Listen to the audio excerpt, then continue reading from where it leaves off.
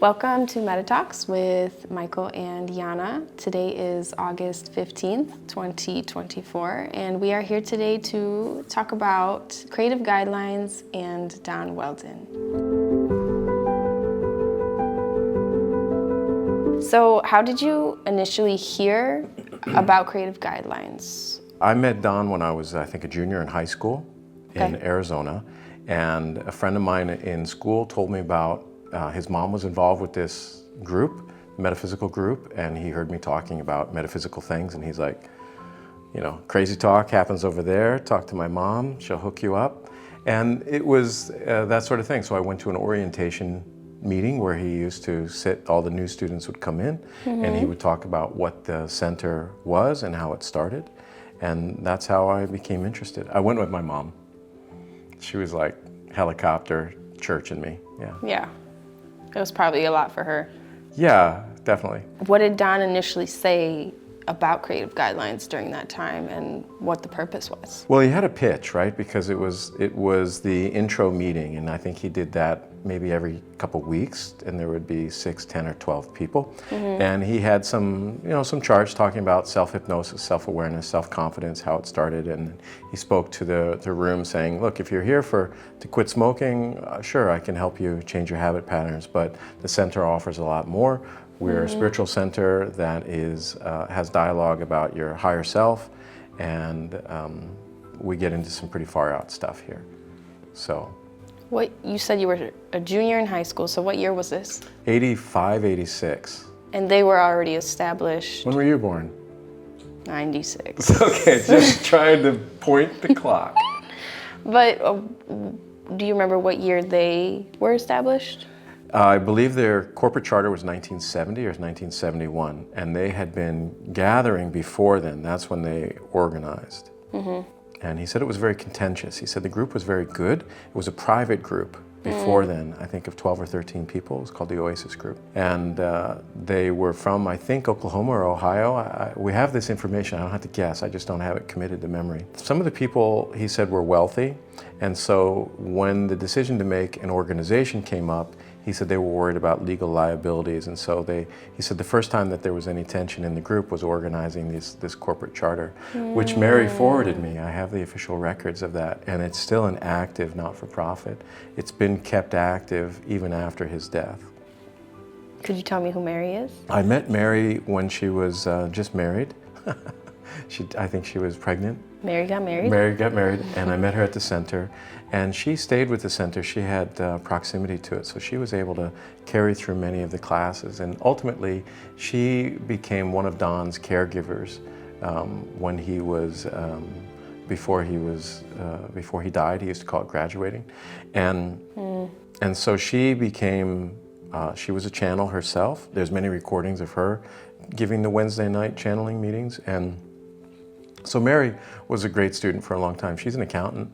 But this is how it was, that people would be like, it was like Batman, you know? I mean, they're accountant by day, spiritual medium by night. Come on.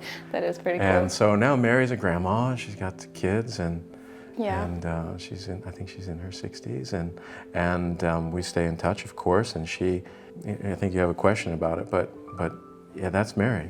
You recently actually just saw her too. Yeah, she channeled for me and Fran, because I had some questions, and she hadn't channeled in a long time, but she's like, all right, let's do it. I love it. Yeah. Oh man, to be in that room, to be a fly on the wall. Well, it's recorded. I know. So that but it's also your it was personal... It was a private channeling. Yeah. But there's pieces of it that I think can be excerpted, and yeah, she was totally cash, no muss or fuss about how, you know, looks or sounds. It just is. I mean, she was there for me and Fran. That was the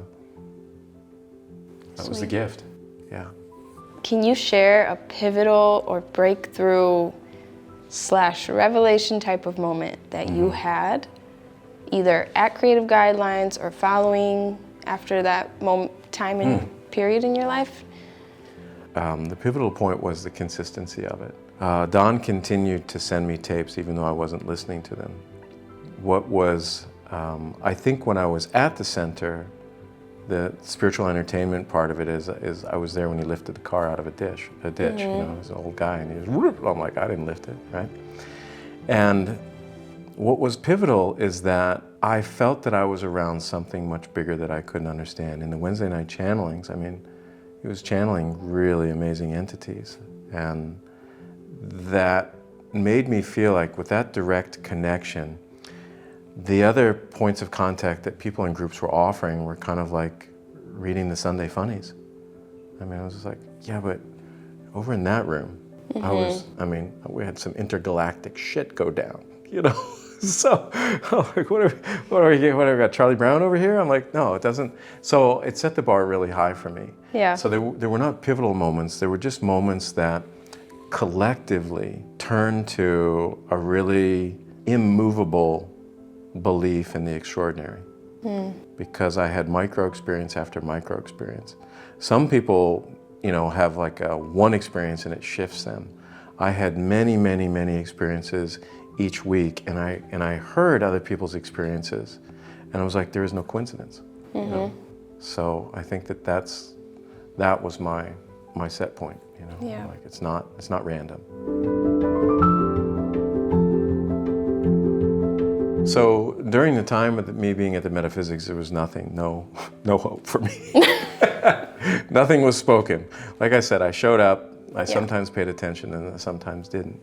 It wasn't until I reconnected with Mary in my, 2 years ago, this many years later, and I reached out to her and I said, Mary, I've tried for several years to put Don's recordings on the internet, SoundCloud, you know, which has lasted 10 minutes, and just to get these channeled messages up there, and I struggled and struggled and struggled. I was doing it at work. I hired special people to be in my office at the same time to do this, and it just sort of, you know, didn't catch. Anyways, I reached out to Mary to try to gather more material, and I'm like, I'm missing a lot of tapes. They all had numbers, and I'm like, I'm missing hundreds of tapes. And through this synchronicity that I could share later, we connected with her, and I used to talk to her every couple months. And one conversation led to something else, and I was asking her, what did Don think was going to happen to his material when he died? You know, because when I asked him, he seemed really flippant about it. He's like, oh, it doesn't matter, you know, I did my part, sort of thing. Not his words, but just in a sense, he said, it's not up to me. And I'm like, yeah, but it is, you know, lay the pipework, you know, make it, you know, keep it consolidated. But for whatever reason, the material did not stay consolidated. And I said to Mary that I want to commit to this because it's really important to me. And I asked, did you ever talk to Don about his idea of what was going to happen to his legacy, so to speak? He didn't care of it as a legacy, just what was going to happen to the material, because it was decades of material. And she said, you know, one time I channeled for him, and he was asking that, and she said, I don't know what the recording is, and through the channel they said there's a 16-year-old that will revitalize creative guidelines, or something like that. And she said, I'm thinking that might be you. She said, but it didn't occur to me. And I said, well, if there's another 16-year-old, I'll get out of the way. But she said, I always thought it meant a 16-year-old. She said, but you were about 16 when you were there. Right. And I was the only one. Yeah, that I was aware of. Okay. And so, and I'm kind of the only one that's committing the resources to making this happen. We have people committing their time. Fran, Mary, our guys Skip, Cheryl, Diane, Kathleen. All these people are dropping in bits and pieces, and that's very, very helpful. But in some regards, I'm driving the connective tissue to hold it together. It means something to me. The other people are all older. I think that even Fran, even though she's interested, right? I mean, she has other. She's. It's hard to have the energy for this, and she's at a distance, and so that was something that came up, but I don't know where the tape is. I haven't found it. Okay. Yeah. And it may not exist. It may only live on as a story. It doesn't matter to me because I'm doing it anyways. I know. It doesn't matter what was spoken over me. What's important is what's happening over me, you know. I just see it as significant because it's like a full circle in my head. It's just like, oh, this makes sense. Like, well, it makes sense to me too in the regard from a theatrical standpoint, but really doesn't matter. I mean, it's a beautiful idea that Right. could have been outlined and that could have been foreshadowed or foreseen, whatever they call it. And it would be wonderful it turned up, but Yeah. it's okay if it doesn't. I don't need that yeah. for me. Yeah. Someone else might want it, but I don't need it. I'm open to it. No, right? It would be great. For me, it's just beautiful. It's beautiful. Well, That's all. I felt the same way when I was listening to some channeling tapes, and then someone was mentioning my name and their past life with me, and I'm like, oh, I wasn't there for that. What are they talking about? And it wasn't related to the care of the center's material. It was related to Vivian's past life regression, and she was saying that I was in her life before. So. And that was the woman that brought me to the center. Your friend's mom. Yeah. I don't remember his name, but I remember her name. I wasn't really friends with him. It was like a... Yeah, but that's Yeah. Yeah. The future for creative guidelines, I see a piece of it. The first of it is the stabilization of the material and the redistribution of the material in a sortable, understandable, modern context. And what that means is that basically we create the website that's accessible to anybody who wants access to it. We have to figure out how to govern the stages of the material that is exposed, because you can throw out some heavy stuff that might disrupt somebody's foundation growth.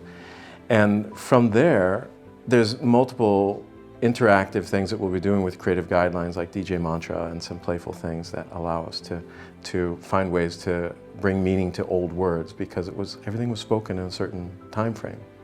There's the kind of the OG thing, the original gangster, like Don was right there from the 40s, 50s, 60s, right? I mean, it's hard, and that material exists, so it's we have it. Yeah, I have all that has landed on me. I have. So our project has been to organize that, and it hasn't been obvious to me. When Fran was channeling, when I was asking for help about that, all that kept coming through was think out of the box, think out of the box. That I would be writing some books and doing these other things. I don't want to write books. I don't, it's not my thing. It's not like somebody mapped this out for me. I'm discovering what to do, and I think it's based on the people that come in. You came into my orbit. I used to hide this from you because I didn't want to trespass on your religious beliefs. And then all of a sudden, you're like, oh, Jana's got an interest in this.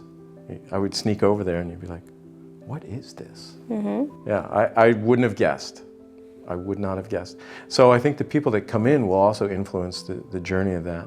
But creative guidelines is stabilizing this legacy material, and then we're going to be pushing off of creative guidelines into Villa Oasis. And Villa Oasis is the modern interaction with CEOs, business people, athletes, people that have a position of influence that maybe have not had a credible space to speak about far out things. And Villa Oasis is this elegant location, and it has all these credibility supporting things that we've talked about in the previous, about the importance of presentation and the importance of authenticity, but also to show, hey, these laws are working. This is an expression of abundance. I'm not selling something to somebody else in order to generate attention. That the abundance comes ahead of that we're going to do it no matter what. For one viewer or a million, we're doing it. And so Villa Oasis is even a little bit more of a mystery, because I'm not trying to determine how that's done. By design, I'm getting out of the way, getting the how out of the way, as I always say. But creative guidelines, we're really close to launching it. And this interview is part of the overlap for the Don Weldon biography film. Yep. And we're sitting down with other people. So you may see 2 or 3 seconds of this appear in the film. And we're going to be turning questions on you too, because you came to it in a peculiar way. Yes, I did. Now that you've explained what's happening with creative guidelines, how we're doing our own thing kind of from that. What I would hope for is that a person, I would imagine it's going to be older people, would find the patience to, this is dense material at the moment. We're using AI to be able to reformat things and access things and ask questions to the website and have only Don's philosophy respond, not the internet, the closed chat. I think that it is to come into it with patience and not coming into it with the desire to solve an existing problem or trauma.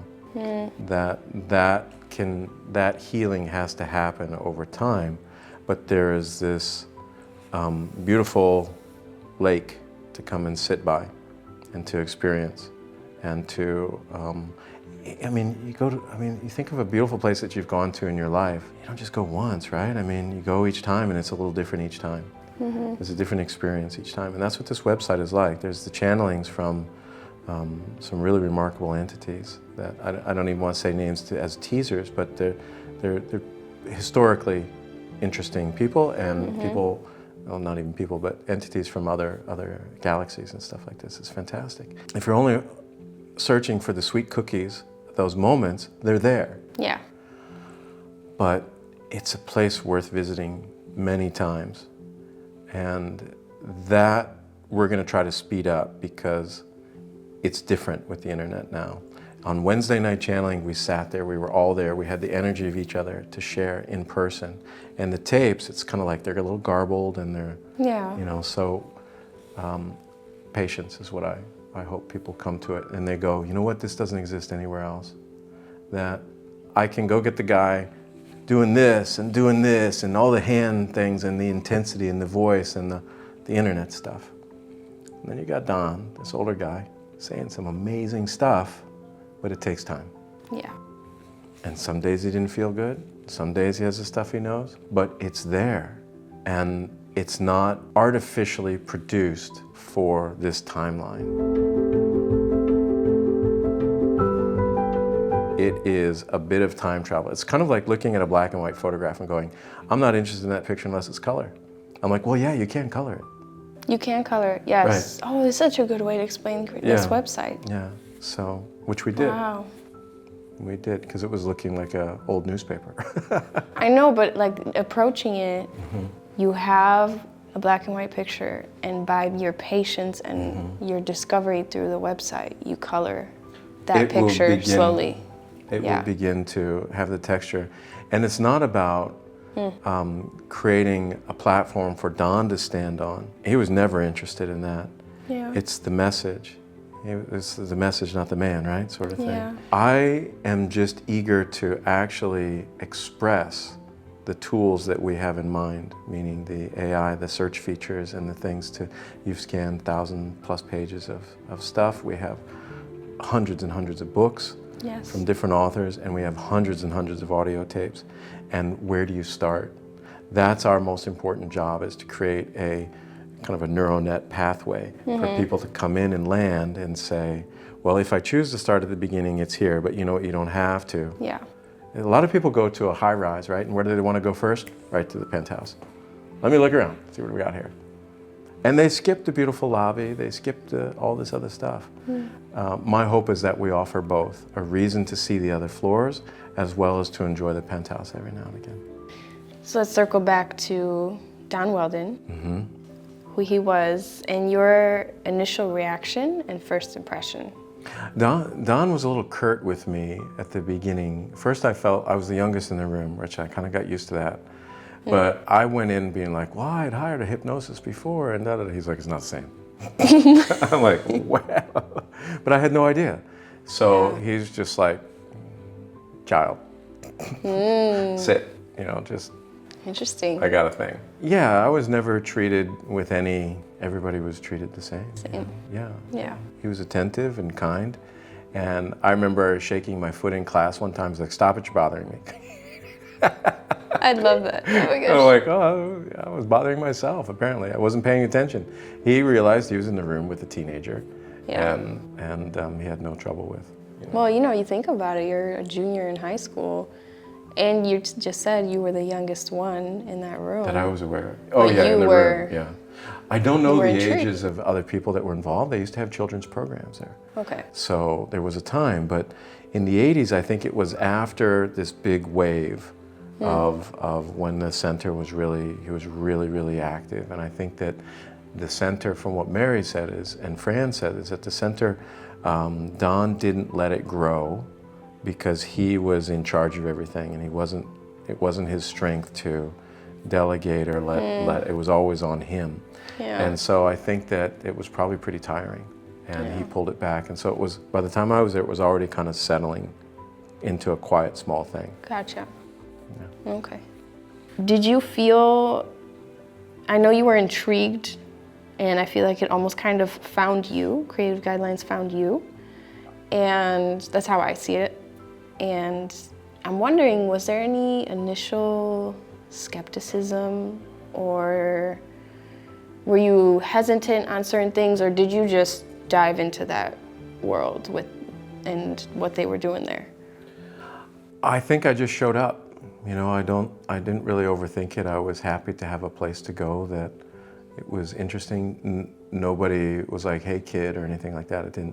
I kind of felt like I was at a grown-up space. And I just did the best I could with what was going on there. I didn't feel out of place or anything like that. I know you asked the question a certain way, but I was trying to remember how it felt there. I think I was pretty much sleepwalking. I mean, as a teenager, half dead in high school. Yeah. So I didn't know myself. I didn't know what I wanted. I just knew that I had an appetite. I'm never satisfied with the religious perspectives on things. There was too many gaps. And as I took class upon class and these dialogues were happening, I thought it was really neat. And then when I would go to high school, after having those experiences, high school felt important to me because I was crazy about Heidi, right? I mean, I felt like I showed up. That was why I was in school. And a couple other close friends, not to dismiss them. But I already felt like I was walking in another world. You know, just, I think I wanted to believe that I was hearing something, you know, secret. But kind of, right? That whole At Batman the time, thing. it was. At the time, people didn't talk about that. Did you carry any of it into school, or, you know, did you Well, I didn't have any, like, bring tricks. it up with any? Well, I'm not saying, like, you know, but did you? No, I tried to bring 2 of my friends, Jody and Marianne, 3 of my friends, and Chris, to the center, and they came for some classes. But I think they showed up just because I was there. It was that. I don't think they jived with it for very long. Maybe they did, but they didn't really. It seemed to. But I was not a great student. I didn't really do the homework. I did some, but I didn't have any discipline with that. I didn't have anybody putting pressure on me to do that. It was really. I think that I was just putting it in my pocket. You know, get the survival gear in the backpack and keep it there till I'm much older. Yeah. And I felt like one other thought is I felt like just as I was getting started, then I was off to college. And I was like, shit. Yeah.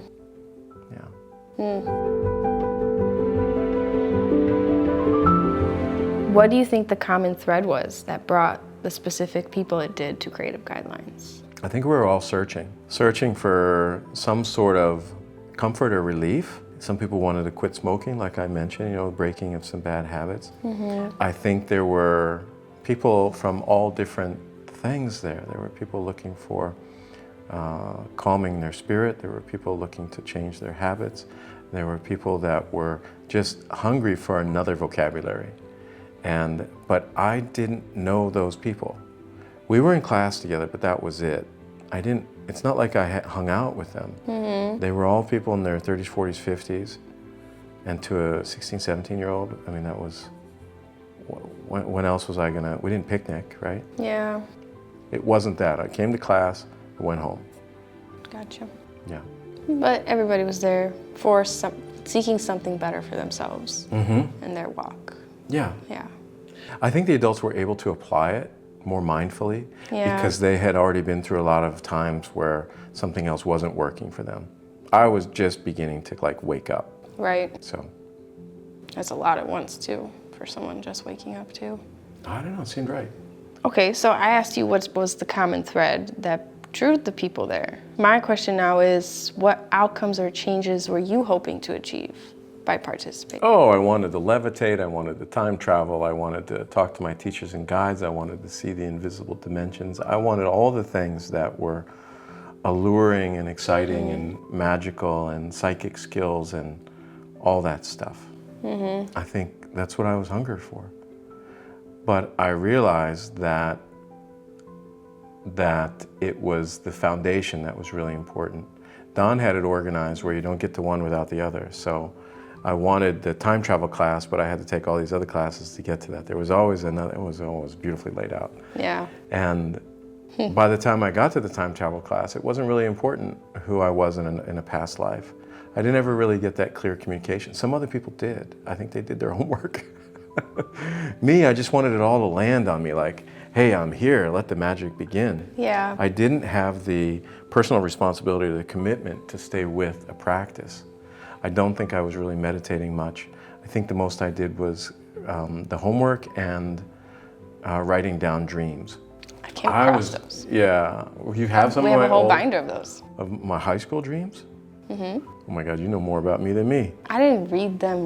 Well, it's not like they're gonna be interesting. I mean, it's like probably dreaming about Heidi, you know. Well, basically, do your homework. This is what we got from that. Do homework, he called it grow work. Grow work. Yeah. But did you get in trouble for not trouble, but did you get, a certain look if you didn't do it? Did you talk about it when you brought it in, or was the homework just specifically for you when you go home to spend more time with whatever was taught? We all had the same homework. It was repetition of reading certain things and a couple self-hypnosis things to do. But it became really obvious if I had read the class material or not, because there were questions in class. And he wasn't critical. It wasn't pass-fail. It's your own responsibility, Take it as much as you want. It's here. It's available. Take it or trash it. That's good. Did you ever seek one-on-one sessions with Don? He offered some. I remember, I think I maybe had 2 or 3 over the course of the years, because part of the class was there would be a private self-hypnosis session where he would make a private tape. And I remember that. And it was kind of generic. He really could just kind of roll into that mode and just, do it in his sleep. And then I remember I really lacked confidence, and so I asked him to make a tape about that. Just teenage stuff. Do you have that one? Yeah. Probably, but I'll be too Somewhere? embarrassed to share it.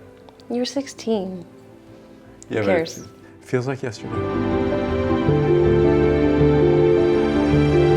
So how would you say your journey with creative guidelines and what Don has kind of brought into that realm for you, what has that done for you spiritually and in your personal life throughout up till this point? Well, there were some really big gaps. I left for the Art Institute, and then I was desperately searching for another group. I went to different places trying to find a metaphysical alignment, but it was programs. They weren't really. It felt like the people leading that didn't have a connection to the other side. It felt like they had a program, and I didn't. I was like, I know the difference. And so gradually I got buried in art school by choice. I was really making a lot of art. Then I bit into business.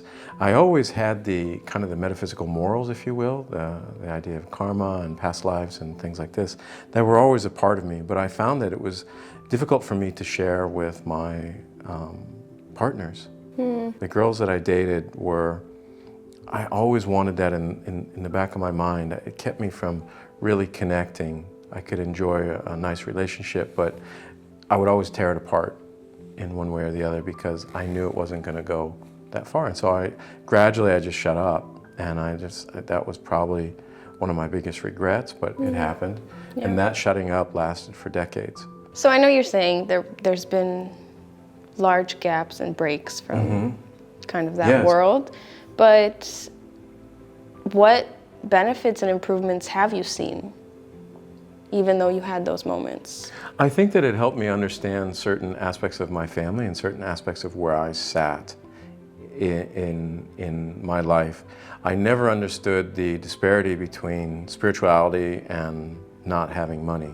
There were times that I had money, and there were extended times that I didn't. And I thought, how can I be thinking all these things and not have any abundance? What the fudge?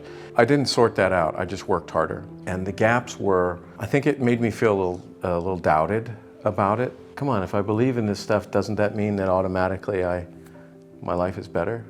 But I had a really good life already. I mean, gratitude. Yeah, I grew up great. The times that I didn't have money, that was on me. you know, my family was not poor, and there was no hardship in the family. So nobody was drinking, nobody was drugging, stuff like this. So I had a good life. You know, my sister had a horse, I had a motorcycle, we had a swimming pool. You had a motorcycle? Yeah. Right.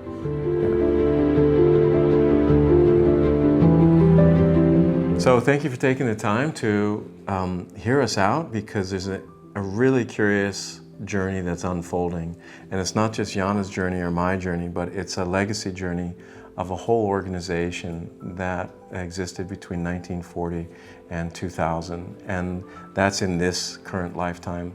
The stories they talk about go back over 1 million years. It's really remarkable. So if you want some great funkiness, it's better than the Sci-Fi Channel, I'll tell you what. But in between all those bits and pieces of little excitements, there is an authentic presentation of spiritual lessons and teachings that came through Don Weldon and over many years. And that's what we are looking to present through Creative Guidelines, not in just this librarian aspect, but we're going to breathe life back into his words and into his messages in a way that I think will be a little bit entertaining, and for those who are on a sincere journey, deeply fulfilling. Yeah. Our gratitude. Thank you.